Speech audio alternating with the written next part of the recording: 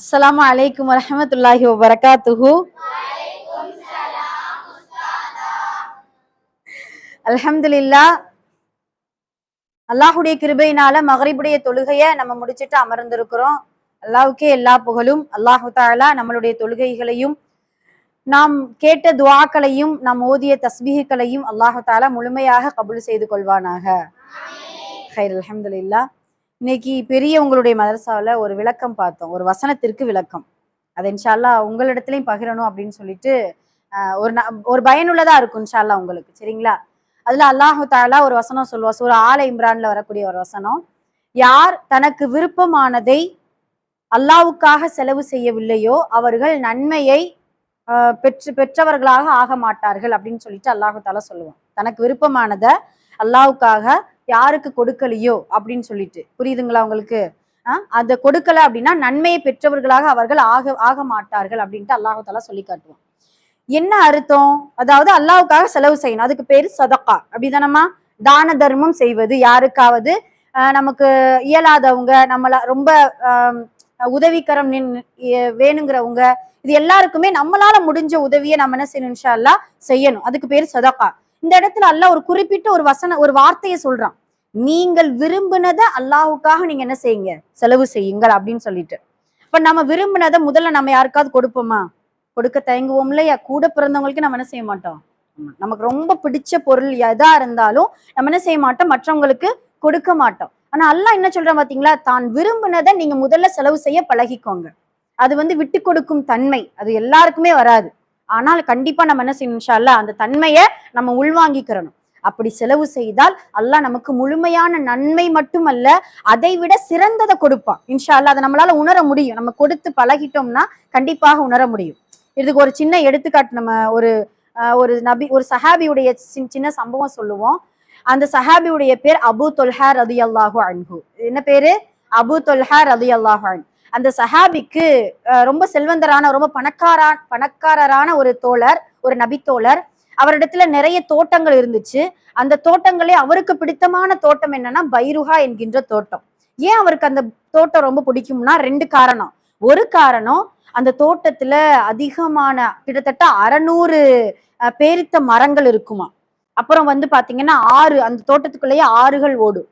அந்த தோட்டத்துல எல்லா விளை நிலைச்சல்களும் அவ்வளவு அல்லாஹ் பரக்கத்தா கொடுப்பானா. அதனால அந்த பைருஹா தோட்டம் ரொம்ப பிடிக்கும், ஒரு காரணம்.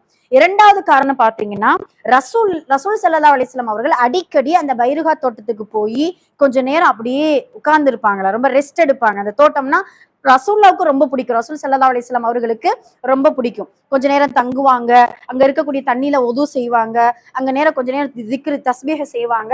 இப்படியே இருக்கவும் அந்த பைருஹா தோட்டத்தை அபூ தொல்ஹாவுக்கு ரொம்ப பிடிச்சு போச்சு. சரிங்களா? தன்னுடைய தோட்டத்திலேயே பைருஹா தோட்டம் ரொம்ப பிடிச்சு போச்சு.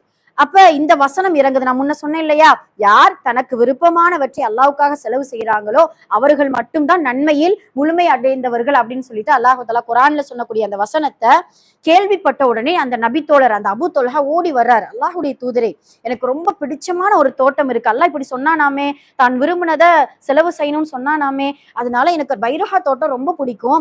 அந்த தோட்டத்தை நான் உங்களுக்குன்னா அல்லாஹ்வுடைய பாதையில செலவு செய்யுங்க அப்படின்னு சொல்லிட்டு உங்களிடத்துல நான் கொடுக்குறேன், நீங்க அல்லாஹ்வுக்காக செலவு செய்யுங்களேன் அப்படின்னு சொன்ன உடனே நபி ஸல்லல்லாஹு அலைஹி வஸல்லம் அவருக்கு ரொம்ப சந்தோஷமா ஆயிடுச்சு. சுப்ஹானல்லாஹ்.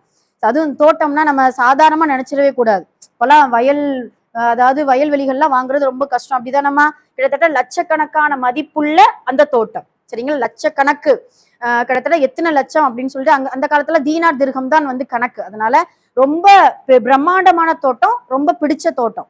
அதை சொன்ன உடனே நபி ஸல்லல்லாஹு அலைஹி வஸல்லம் சொல்லுவாங்க, நல்லது நல்லது அபூ தொல்ஹா, சுப்ஹானல்லாஹ், நல்ல லாபகரமான வியாபாரம் செஞ்சிருக்கீங்களே அல்லாஹ்விடத்துல நம்ம என்ன செய்யறோமா? லாபகரமான வியாபாரம் செஞ்சிருக்கீங்களே அப்படின்னு சொல்லிட்டு, நீங்க என்னிடத்துல கொடுக்க வேண்டாம், உங்களுக்கு ரொம்ப யாரு உறவுக்காரரா ரொம்ப நெருங்கின ரிலேஷன்ஸ் இருக்காங்களோ அவங்களிடத்துல நீங்க என்ன செய்யுங்க? அந்த தோட்டத்தை நீங்க கொடுங்க, அந்த தோட்டத்தை விற்று அதற்கான காசு நீங்க என்ன செய்யுங்க? அந்த உறவுகளுக்கு நீங்க கொடுங்க அப்படின்னு சொல்லிட்டு நபி ஸல்லல்லாஹு அலைஹி வஸல்லம் அவர்கள் ரொம்ப சந்தோஷப்படுவாங்க. சுப்ஹானல்லாஹ். அப்ப நமக்கு விருப்பமானதை மற்றவர்களுக்கு கொடுக்க பழகணும் இன்ஷா அல்லாஹ். சரிங்களா? இப்ப நீங்க ஸ்கூல்ல இருக்கீங்கன்னு நினைச்சுக்கோங்களேன், ஒரு பேனா, அழகான பேனா நம்ம வாங்குறோம். அதை பார்த்துட்டு கண்டிப்பா மனசு வராது. இருந்தாலும் நம்ம என்ன செய்யணும், இன்ஷா அல்லாஹ் முயற்சி செய்யணும். ஒரு காட்ட கொடுத்து பாருங்க, அல்லாஹ் சிறந்ததை கொடுப்பான் கண்டிப்பா. அதை நீங்க உங்களாலே உணர முடியும். அந்த பேனா இருக்குது, யாராவது ஒரு பிள்ளை கேக்குது, ரொம்ப அழகா இருக்கு இந்த பேனா, எனக்கு கொடுல அப்படின்னு கேட்டா, போறியா, நானே இதை எப்படி வாங்கினேன் கஷ்டப்பட்டு, என்னாலாம் கொடுக்க மாட்டேன் அப்படின்னு சொல்லிட்டு நம்ம என்ன செய்வோம், மறுப்போம் இல்லையா? அல்லாவுக்காக அதை நினைச்சு, ரப்பே உனக்காக நான் எனக்கு விருப்பமானதை நான் கொடுக்குறேன் அப்படின்னு சொல்லிட்டு ஒரு பேனாவோ ஒரு நோட்டோ தனக்கு பிடிச்ச ஒரு திங்ஸை மற்றவங்களுக்கு கொடுத்து பழகும் பொழுது அல்லாஹு தாலா அதை விட சிறந்ததை கொடுப்பான். இந்த உலகத்துல கொடுக்கலனாலும் மறுமையில நமக்கு சிறந்தது மட்டுமல்ல, நிரந்தரமானதை கொடுப்பான். அது ரொம்ப முக்கியம்ல. அந்த தோட்டம், பைருகா தோட்டம் இந்த உலகம் அழியும் போதே அழிஞ்சு போயிடும் அபுதொல்ஹாவுக்கு. ஆனா அந்த தோட்டத்தை கொடுத்ததுனால அல்லாஹ் அதை விட பன்மடங்கு தோட்டம் சொர்க்கத்துல அழியாத நிரந்தரமான ஒரு தோட்டத்தை கண்டிப்பா என்ன செய்வான், இன்ஷா அல்லாஹ் கொடுப்பான். அதனால தான் விரும்பியதை இன்ஷா அல்லாஹ் அல்லாஹ்வுக்காக செலவு செய்யக்கூடிய மக்களாக வல்ல ரஹ்மான் நம் அனைவரையும் ஆக்கி அருள் புரிவானாக. ஆமீன். அக்குலு கௌலி ஹாதா அஸ்தக்ஃபிருல்லாஹு லனா வ லக்கும் வ ஆகிரு தஅவானா அல்ஹம்துலில்லாஹி ரப்பில் ஆலமீன். அஸ்ஸலாமு அலைக்கும் வ ரஹ்மத்துல்லாஹி வ பரகாத்துஹு.